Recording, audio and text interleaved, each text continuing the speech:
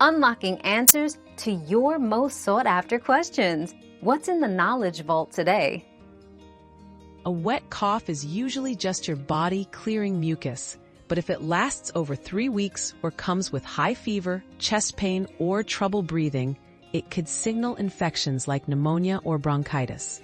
Blood in the mucus or worsening symptoms mean you should see a doctor immediately. Don't ignore persistent wet coughs. Early diagnosis is key. Our quest for knowledge never ends. Thanks for being part of today's discovery. Subscribe, like, and share to join us on the next one.